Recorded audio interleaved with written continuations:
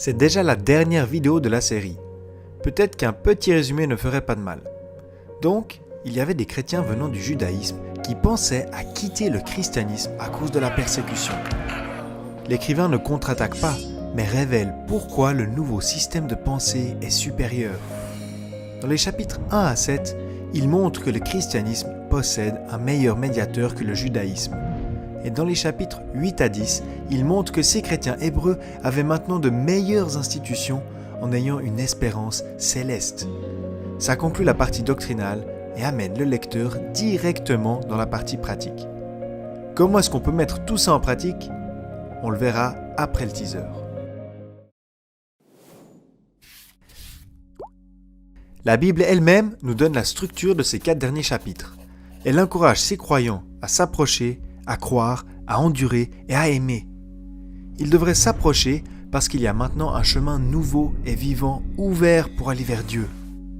Mais ça implique qu'ils devraient faire attention à ne pas revenir au judaïsme. S'ils le faisaient, il veut leur faire savoir que Dieu n'accepterait plus leur sacrifice parce que maintenant, il n'y a plus qu'un seul sacrifice et un seul chemin vers Dieu. Et c'est Jésus-Christ. Et pour mettre ça en pratique, il leur montre que la foi est essentielle. La foi n'est pas un saut dans l'inconnu, mais est d'abord fondée sur une déclaration de Dieu. Ce n'est pas simplement une connaissance intellectuelle, parce que la foi se manifeste dans les œuvres et est approuvée par Dieu lui-même. Un bon exemple serait un père disant à son fils « Laisse-toi tomber en arrière et je t'attraperai ». La déclaration est « Je t'attraperai ».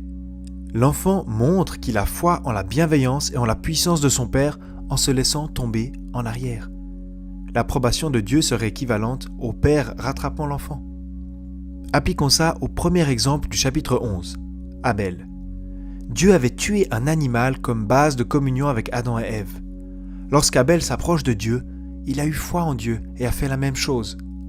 Et parce qu'il a agi par la foi, Dieu l'a approuvé en acceptant son sacrifice. Enoch avait reçu une prophétie que Dieu jugerait la terre. Et il a marché dans la crainte de Dieu et a été approuvé puisqu'il a été enlevé dans les cieux avant le jugement. Et on pourrait continuer. Mais laisse-moi te montrer comment le chapitre 11 nous donne un survol de l'histoire des cieux et de la terre. Pour le comprendre, on doit se focaliser sur Abraham. Alors que tous les autres héros ne sont mentionnés qu'une seule fois, lui, il est mentionné 2 fois, dans la première et la deuxième section. La première section concerne le peuple céleste et la seconde partie, le peuple terrestre. On le voit dans la formulation du passage et dans l'explication des 2 groupes descendants d'Abraham. Une postérité nombreuse comme les étoiles du ciel, comme le sable qui est sur le bord de la mer et qu'on ne peut compter. Les étoiles font référence à la partie céleste du royaume futur et le sable nous parle de la partie terrestre du millénium. La première partie nous parle de l'espérance céleste, la cité céleste qui est préparée par Dieu, alors que la seconde fait référence à Israël et comment les nations vont partager les bénédictions d'Israël que nous voyons en Rahab. Tous ces exemples de foi ont quelque chose en commun, une bonne fin. Mais les cas d'études suivants nous présentent des héros de la foi qui ont souffert terriblement. Et ça nous amène au chapitre 12, qui essaye de répondre à une question cruciale que ces chrétiens avaient. Si nous sommes du bon côté de l'histoire, pourquoi devons-nous souffrir ? Tu vois, leur combat avait 2 côtés, externe et interne. Le problème externe était la persécution et l'écrivain pointe leur regard en direction de Jésus comme personne sur la terre et l'opposition qu'il a endurée. La deuxième difficulté était interne, le péché.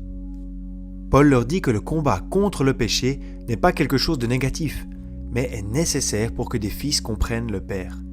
Ce n'est pas une punition, mais un entraînement du plus haut ordre, parce que Dieu les veut saints, des êtres moraux qui peuvent distinguer entre le bien et le mal, et qui, avec l'aide du Saint-Esprit et conduits par l'amour, choisiront de faire du bien. Le chapitre 13 nous parle de la mise en pratique de cette nouvelle manière de vivre. Manifester Jésus-Christ ici, sur la planète Terre. C'est accompli en montrant de l'amour, un amour qui protège et promeut. Un amour qui aime le bien et qui déteste le mal.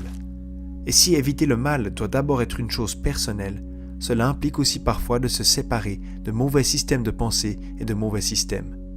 Comme Moïse quittant le camp quand le péché avait contaminé le camp. Mais l'illustration que l'auteur choisit est ici surprenante. Le Seigneur Jésus qui est mort hors de Jérusalem. Donc nous devrions quitter les systèmes religieux également, même si c'est dur, et souffrir avec notre Seigneur bien-aimé en dehors du camp. Car nous n'avons point ici de cité permanente, mais nous cherchons celle qui est à venir.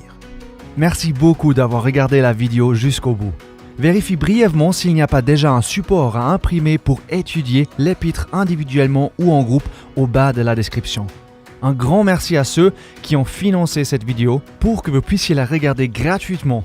Si tu veux rejoindre le projet, consulte notre site www.crosspaint.tv. Merci en avance et on dit à la prochaine vidéo.